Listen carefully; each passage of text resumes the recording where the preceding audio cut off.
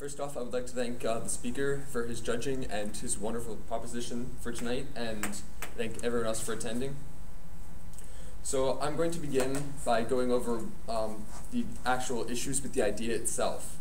It has systemic and individual objections that make the idea for pardoning these people who are in jail for marijuana-related crimes, and then I will move on to why the government's plan has some quite large holes in it.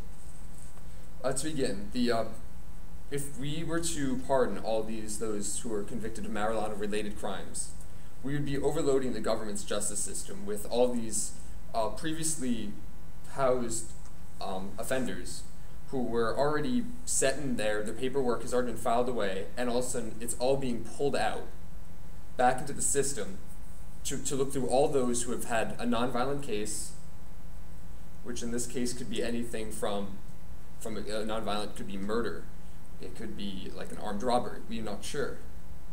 But they have to go through every single person who's been convicted for a marijuana-related crime, go through their files and find all those who qualify for this pardon. And then they have to go through the paperwork of getting them all back out. We'd be overloading the justice system with tons of work, because based on this, we have probably hundreds and thousands of people who are already in jail for these marijuana-related crimes. Taking them back out would be a humongous effort. And then, as they said, for non-violent offenders, but what is exactly a violent offense? Were they high and then they ended up killing someone? Were they committing an armed robbery? Or were they beating someone up in the street? What do we classify as violent? We don't want even smaller cases that might not be considered as non-violent for the plan to allow them back out. It has a whole other issue of, do we drop all their other charges? Because if they were high and it caused them to drop the other charges, now that marijuana is legal, does that pardon them for doing something while they were high? And then as for individual issues of the idea, we have many examples of that. We can have someone who was there for very serious marijuana charges. Maybe they were selling and they were growing it, and possibly they've been in there for 15 years, maybe 10, 15 years, and they've been serving most of their sentence. But then we have someone who, like maybe a week before this legislation was passed, they were just put in jail for maybe smoking on the street and they got caught. Do we release all these people at the same time? Those who have spent a lot of time in jail, who have had more time to, I guess, as you can say, repent for what they've done, as well with all those who were just put in?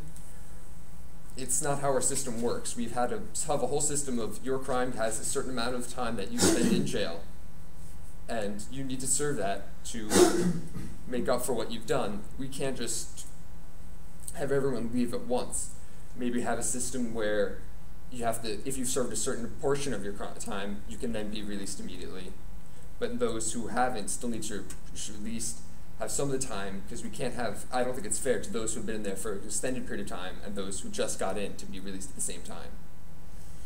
And then for the government's plan, they're planning to give full pardons for a few reasons. One of those is that they consider marijuana to not be a threat to society as it was. They say that it wasn't even a threat to society before we decided to legalize the use of marijuana.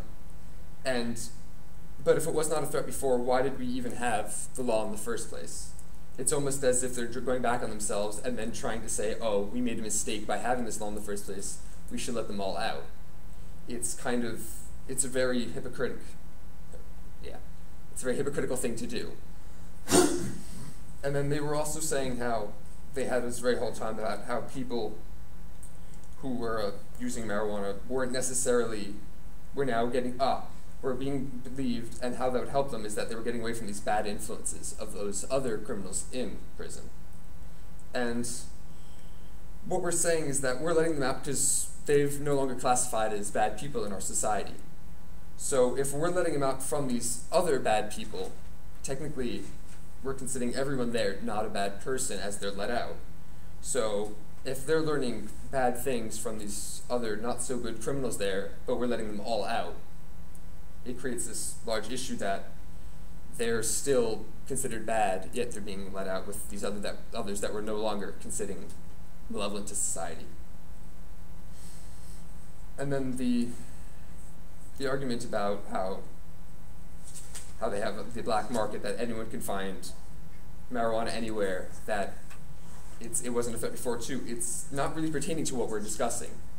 They're talking about the legislation that was passed about legalizing marijuana, but we're trying to discuss about pardoning it, and so I'm not fully sure where that came from. It kind of confuses the idea that we're discussing pardoning them. It kind of brings in the whole another idea of legalizing marijuana in general. And they're saying that if we let some of these prisoners out, they can become a help to society instead of this drain.